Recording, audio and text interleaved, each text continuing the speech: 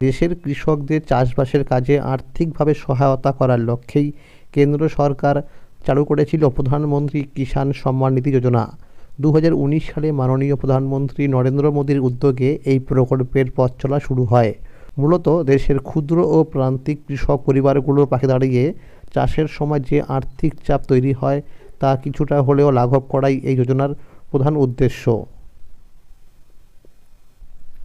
এই প্রকল্পের আওতায় যোগ্য কৃষক পরিবারগুলিকে বছরে মোট 6,000 টাকা আর্থিক সহায়তা প্রদান করা হয়।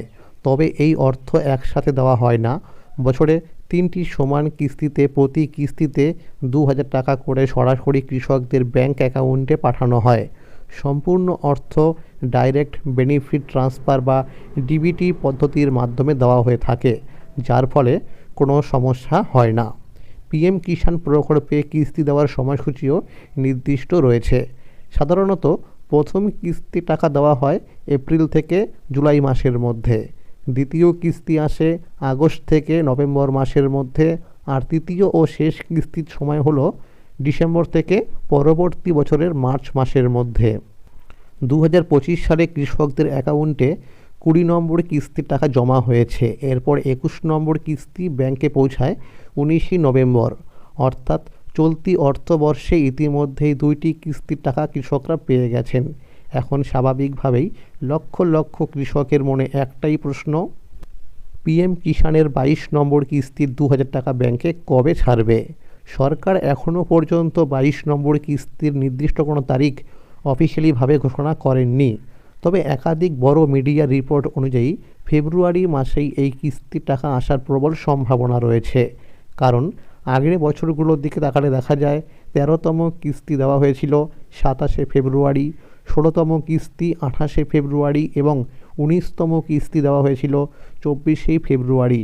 সেই ধারা অনুসরণ করলে ধারণা করা হচ্ছে 2026 সালের 17 থেকে 27শে ফেব্রুয়ারির মধ্যেই 22 নম্বর কিস্তি টাকা কৃষকদের ব্যাংক অ্যাকাউন্টে জমা হতে পারে। তাহলে বন্ধুরা বুঝতেই পারলেন যে 22 নম্বর কিস্তি টাকা কিন্তু 17 থেকে 27শে ফেব্রুয়ারির মধ্যেই দেওয়ার সম্ভাবনা রয়েছে।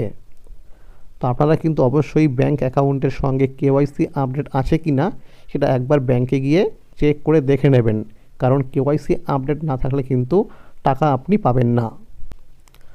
আপনারা কিন্তু অবশ্যই পিএম কিষাণ প্রকল্পের যে অফিসিয়াল ওয়েবসাইট রয়েছে সেখানে গিয়ে কিন্তু স্ট্যাটাস চেক করে দেখে নেবেন যে ল্যান্ড সিডিংয়ের ঘরে ইয়েস রয়েছে কি না, এবং আধার ব্যাংক অ্যাকাউন্ট সিডিং স্ট্যাটাসের ঘরে ইয়েস রয়েছে কি না, এবং কেওয়াইসি স্ট্যাটাসের ঘরে ইয়েস রয়েছে কি না, এইগুলো ভালো করে দেখে নেবেন।